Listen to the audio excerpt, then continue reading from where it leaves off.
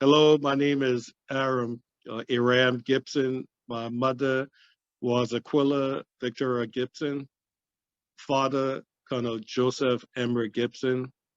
My grandmother, my mother's mother, was Isabella Thorpe. She was married to Ulysses Thorpe from Crozierville. Uh, uh, when I think on Crozierville, we spent time going upriver, as we would say, to visit my grandma. And old lady could cook, and she used to love to feed us. And I, being the youngest of all the kids, I always got preferential treatment. Um, Grandma used to make quilts. In fact, I went home for one summer, and she made this quilt, which I still have.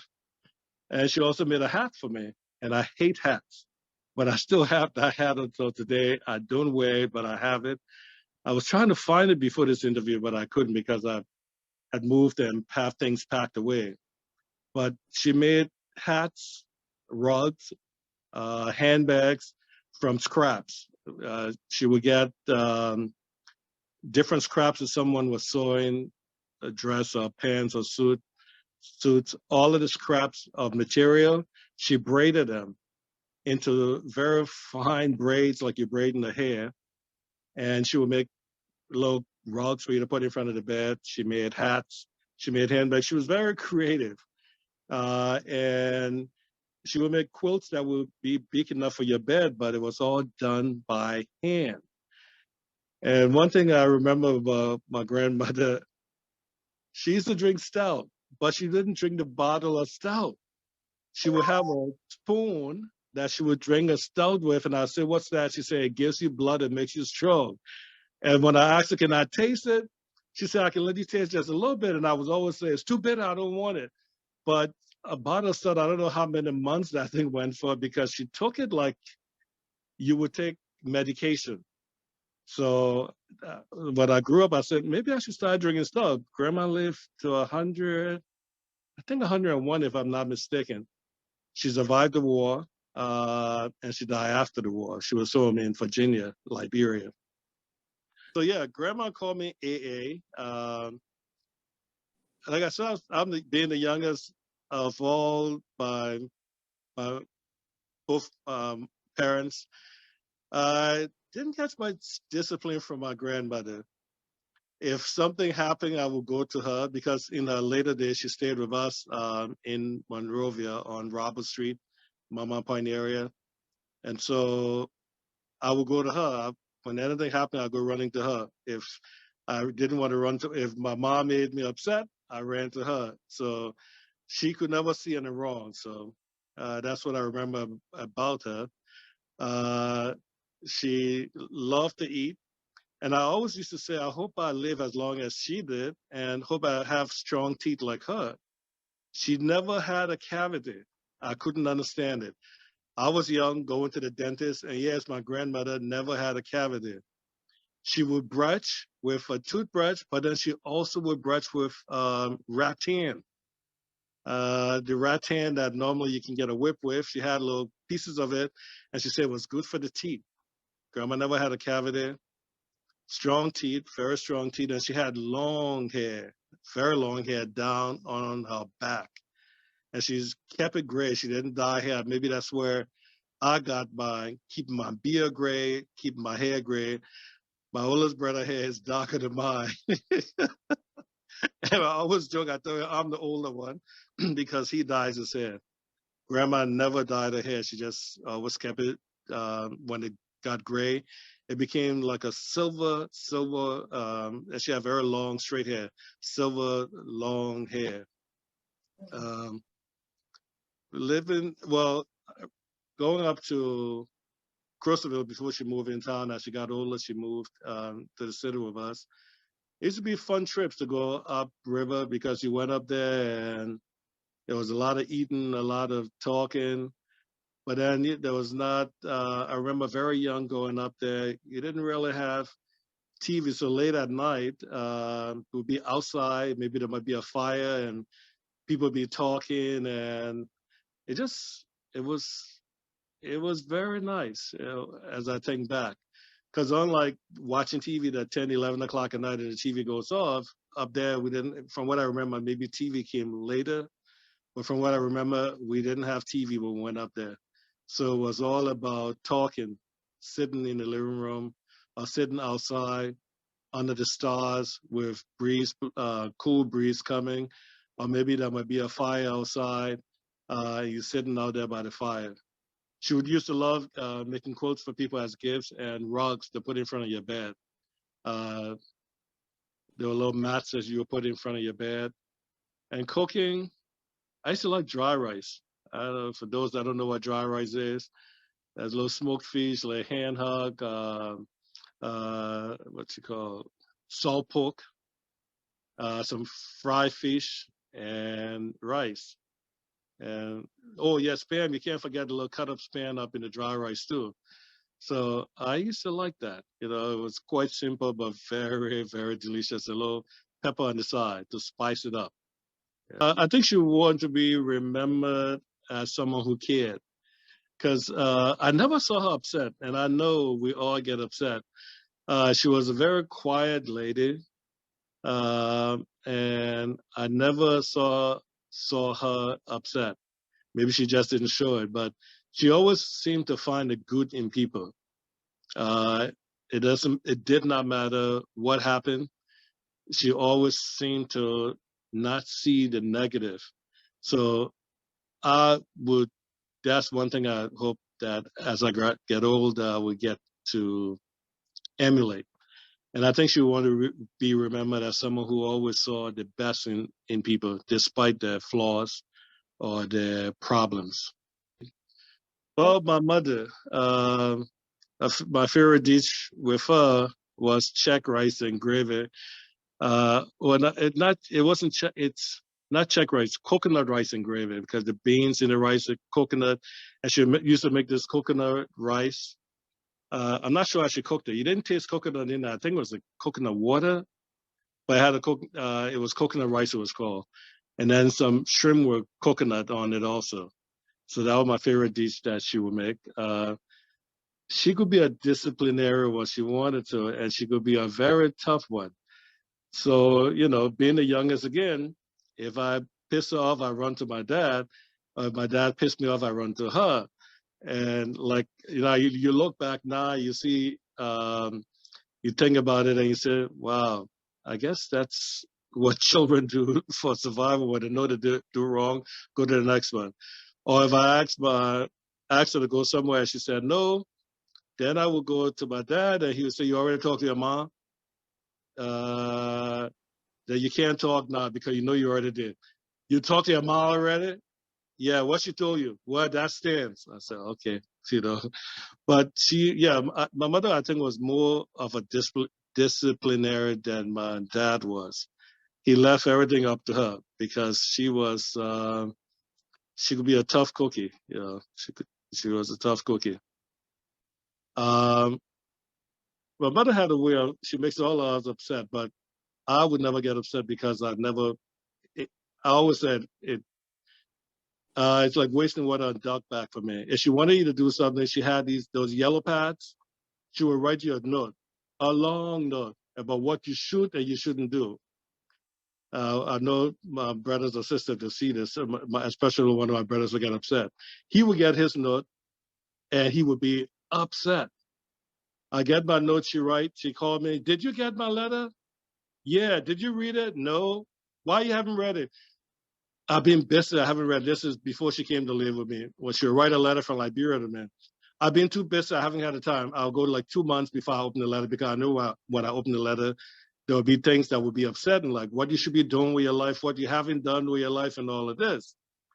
But anyway, she moved to after the war.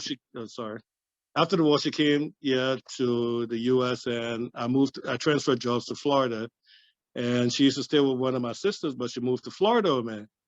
So as I'm driving her to home I pick her up from the airport. I live in Tampa now, but it was in Brandon. It's a good drive from the airport. So as we're driving, it's a long drive.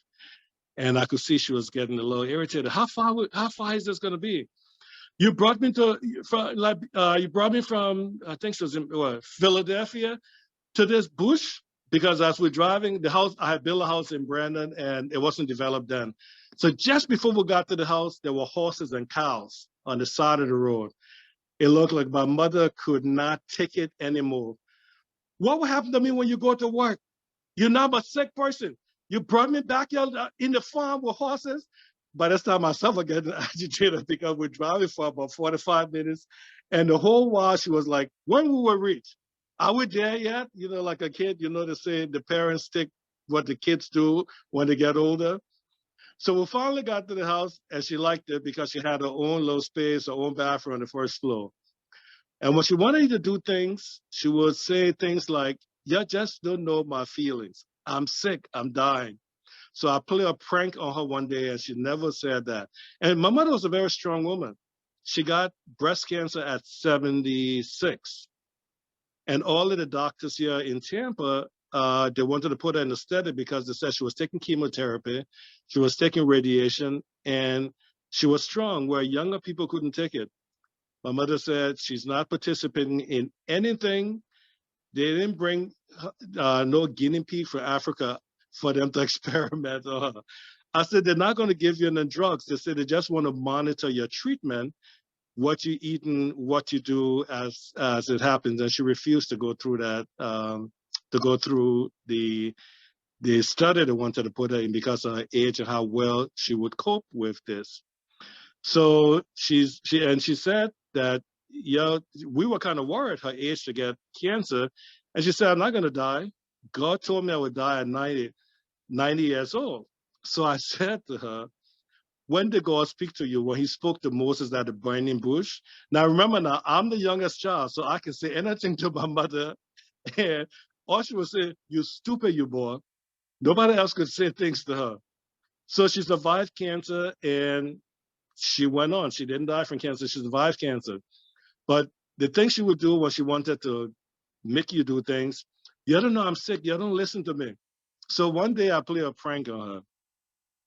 One of my sisters, I told my sister what the plan was. I said, every day she talking about she dying.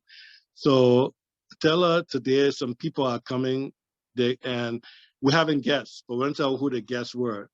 And then I came home from work that day. I said, oh, everybody ready? So she got dressed. My mother didn't wear makeup, but she wore lipstick, and her fingernails had to be manicured all the time. And she polished her nails because we're having guests. So she said, but who are these people that are coming? I said, well, every day you say you're dying, you're dying. And I was reading something the other day, and it says, you should plan before somebody dies, because if you wait until they die, you will spend a lot of money because you're grieving. So then I brought out the newspaper, and you know those things that come in, the cutout that comes out in the newspaper saying to buy a plot and all of this. She said, that's what you made me get dressed for? I'm not speaking to anybody today. You stupid, you boy. Now, you should think I'm stupid. So my sister in the corner laughing like nobody business. Because I'm the only one that can say these things to her.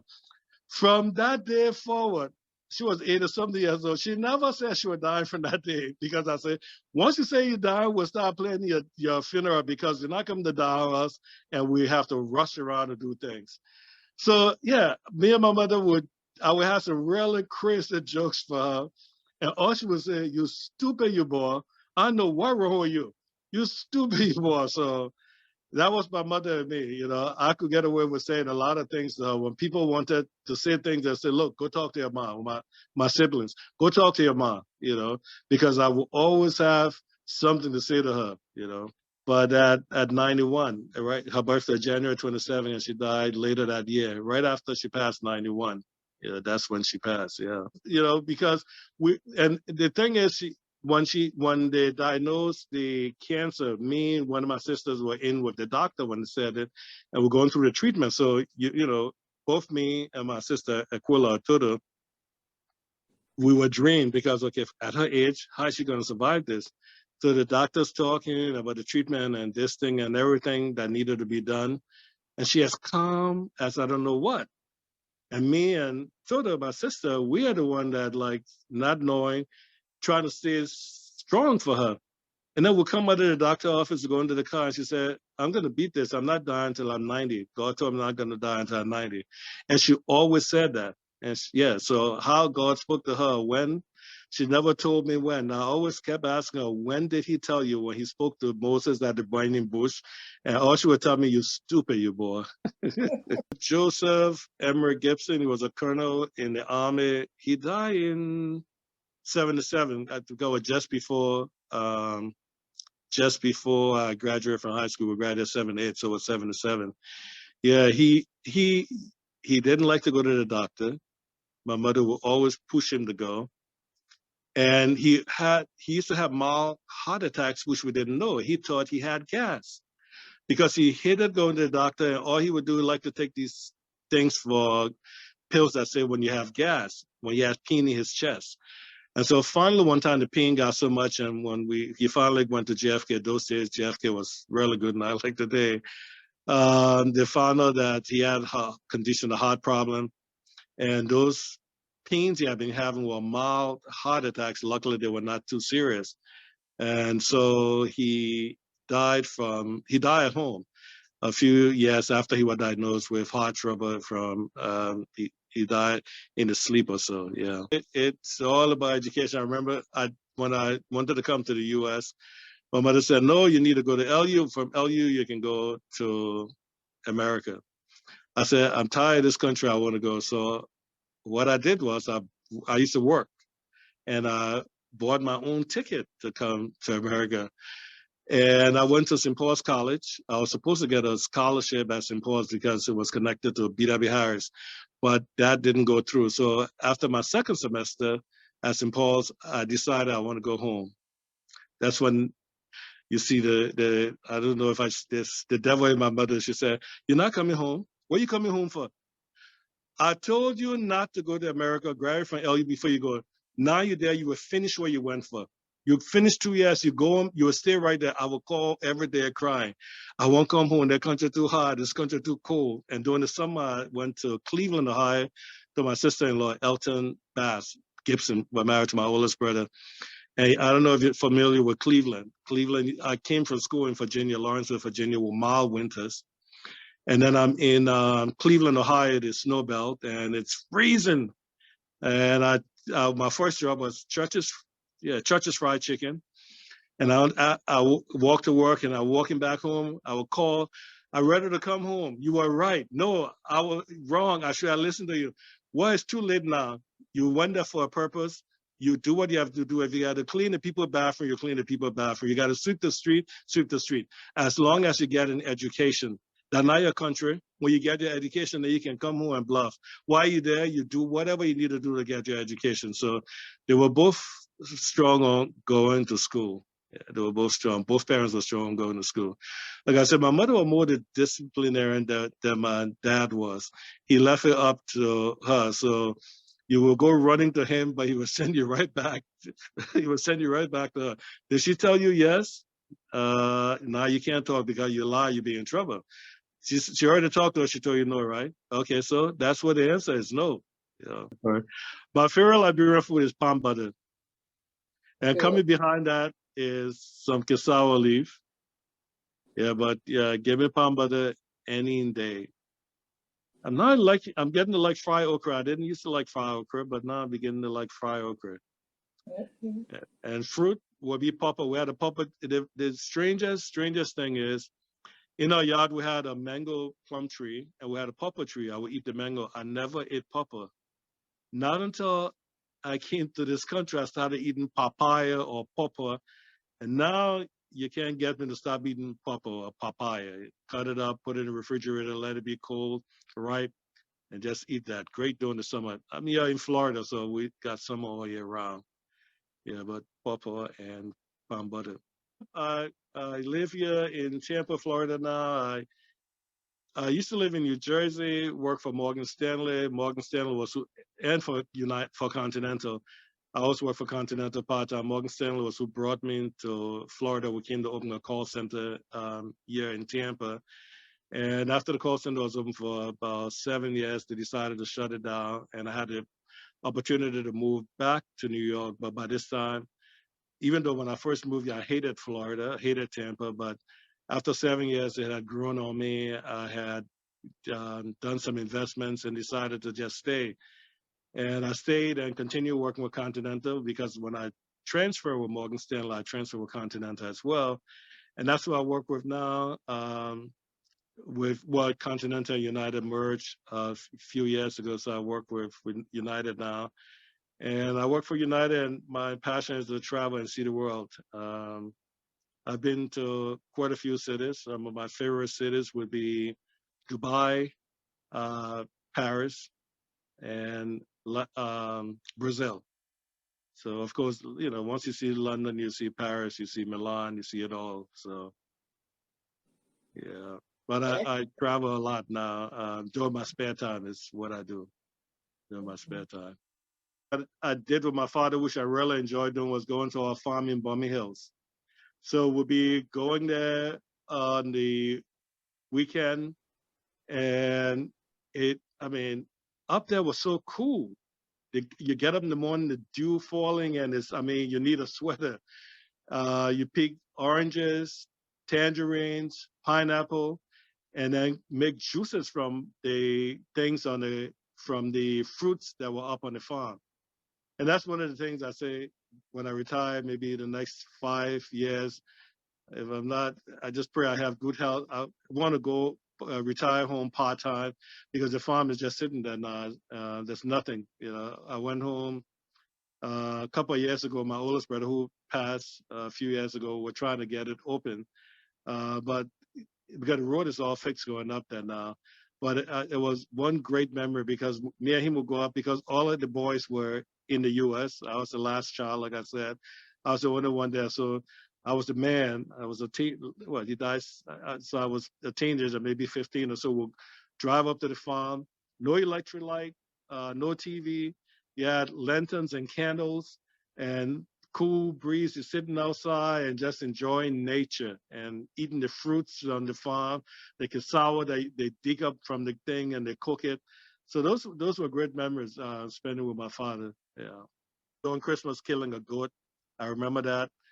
Every Christmas, they made sure to kill a goat. They got a live goat and brought that goat, and we ate goat for a long time through Christmas and New Year. Yeah, through Christmas and New Year.